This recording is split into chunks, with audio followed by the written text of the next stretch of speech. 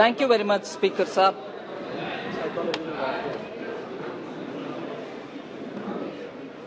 Sir, I'd like to concentrate on a few particular issues of the economy, of inflation, of some matters which many honourable members have raised, other than speaking about the economy in general as well. Sir, आज पूरे दुनिया में आर्थिक विषयों में बहुत सारे संकट के समय है. The global economy is struggling with twin challenges of high inflation and also slow growth. मैं उदाहरण के लिए विदेश में जो चल रहा है उसको पहले उठाते हूं, आपके समक्ष रख रही हूं. ये नहीं है कि आई एम टॉकिंग ओनली विदेशी विषय. I will come to talking about domestic also. Global economy, sir, 2022 में सिर्फ 3% का growth देखे. It just grow over about 3% or little more. And the World Bank is now forecasting that 2023 it will decline to 2.1%. Global growth will decline to 2.1%. And in this, I just want to take the example of some developed countries whose situation it is important for us to understand. UK is facing one of the very challenging times, and Bank of England has raised interest rates 14 consecutive times, hiked it, and today it is at the highest level of 15 years. Eurozone is also struggling. The European Central Bank has also seen very high inflation. The ECB, the European Central Bank, has raised interest rates 9 consecutive times, and they're all hikes, and today it is at a 23-year high.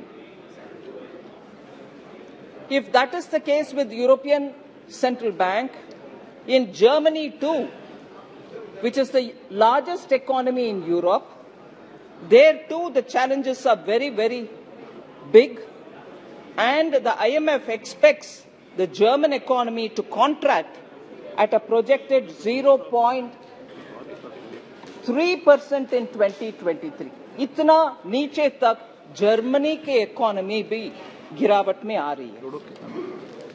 Sir, China, yes, it's a very big economy. दुनिया में US, China, ये सब बड़ा economy है. मैं सीधा उनसे हमारे इकोनॉमी को तुलना नहीं कर रही, मगर चैलेंजेस जो है दुनिया भर के, और उस चैलेंजेस के वजह से इतना मजबूत जो माना जाता था, मजबूत इकोनॉमी चाइना जैसे, आज एकदम कंज्यूमर डिमांड स्टैग्नेशन के सिचुएशन में है और वेजेस स्टैग्नेशन में है. आज भारत के मीडिया भी ये लिख रहा है कि शायद चाइना एकदम डिफ्लेशन में चली जा रही है. सो चाइना का सिचुएशन, यूरोजोन का सिचुएशन, यूके का सिचुएशन, और आप सब मीडिया में 2 दिन पहले देखे होंगे कि यूएस का डाउनग्रेड हुआ और उसके कारण उनके स्टॉक मार्केट में उथल पुथल होने लगा. इसीलिए मैं इन सब परिप्रेक्ष्य में ऑनरेबल स्पीकर सर आपसे विज्ञप्ति करती हूं कि भारत के इकोनॉमी को एक बार हम इस नजरिया से देखते हुए भारत के इकोनॉमी का हालात को समझना चाहिए. 2013 में जो मॉर्गन स्टैनली ने दुनिया में 5 सबसे नाजुक इकोनॉमी के लिस्ट करते हुए भारत का भी उसमें जोड़ा. 2013 India was declared as a fragile economy. उसी मॉर्गन स्टैनली आज भारत को अपग्रेड करते हैं, भारत को हायर रेटिंग देते हैं. सिर्फ 9 साल में इतना एकदम खराब और फ्रजाइल परिस्थिति में जो इकोनॉमी गिरावट हमारी हुई, उससे निकलते हुए हमारे सरकार की पॉलिसी के वजह से आर्थिक सुधार हुआ, कोविड के बावजूद भी सुधार हुआ, और आज हम देश सबसे फास्टेस्ट ग्रोइंग इकोनॉमी है।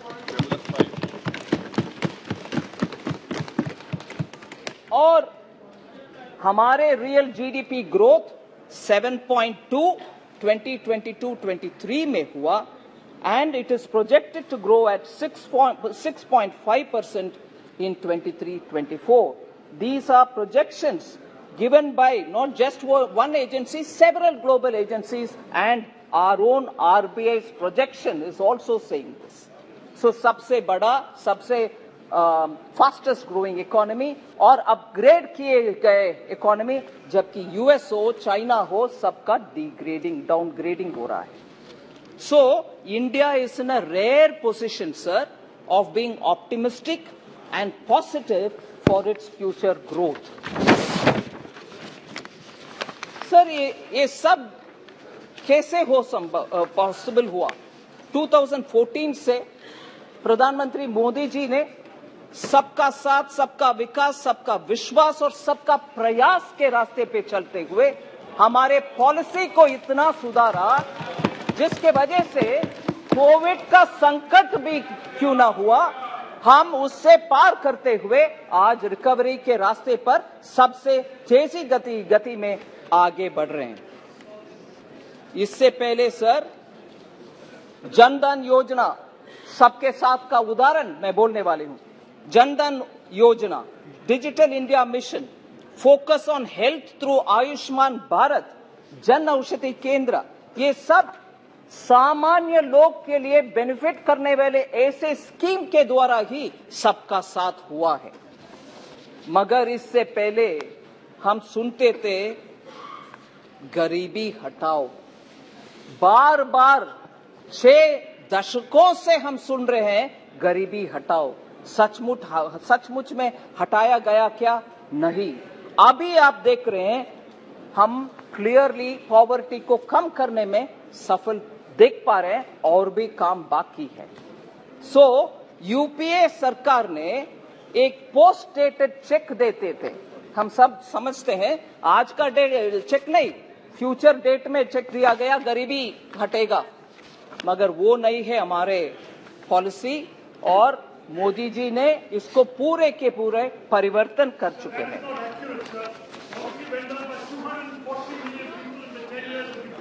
मैं जवाब देती हूं सर, उसका भी देती हूं जवाब। सर, ये बदलाव कैसे हुआ? भाई बैठो यार। सर, ये परिवर्तन कैसे हुआ? There is a transformation in our governance.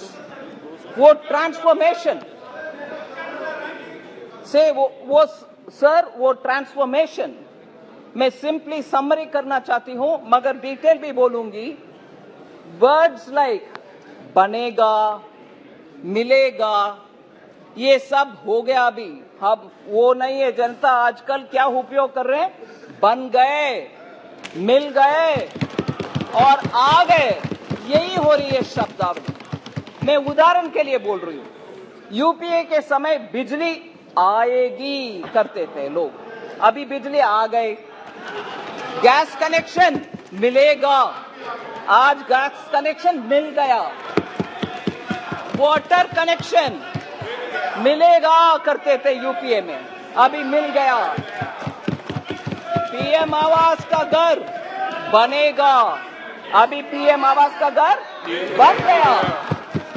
Toilets बनेगा करते थे, अभी टॉयलेट्स बन गए। गांव में सड़क बनेगा बोलते थे, अभी गांव में सड़क बन गए। हाईवेज बनेगा करते थे, अभी हाईवेज बन गया। ब्रिजेस बनेगा करते थे, अभी ब्रिजेस बन गया। पोर्ट्स बनेगा करते थे, अभी पोर्ट्स बन गया। एयरपोर्ट्स बनेगा करते थे, अभी एयरपोर्ट्स बन गया। बैंक अकाउंट्स खुलेगा करते थे, अभी बैंक अकाउंट्स खुल गया। किसान और एमएसएमई को इजी लोन मिलेगा करते थे, अभी किसान और एमएसएमई को इजी बैंक लोन मिल गए। सस्ती दवाई, चालू रखो, नहीं बोला। सस्ती दवाई,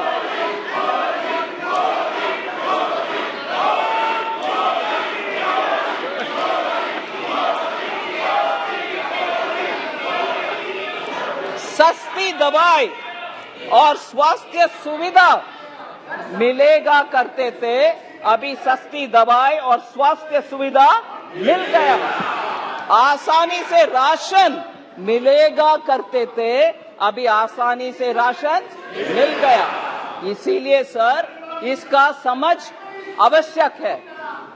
एक्चुअल डिलीवरी से ट्रांसफॉर्मेशन होता है, ना कि मुंह से शब्द कहकर गुमराह करने से। इसीलिए आप जनता को सपने दिखाते हैं, हम जनता के सपने साकार करते हैं। And we believe in empowering all and appeasement of none.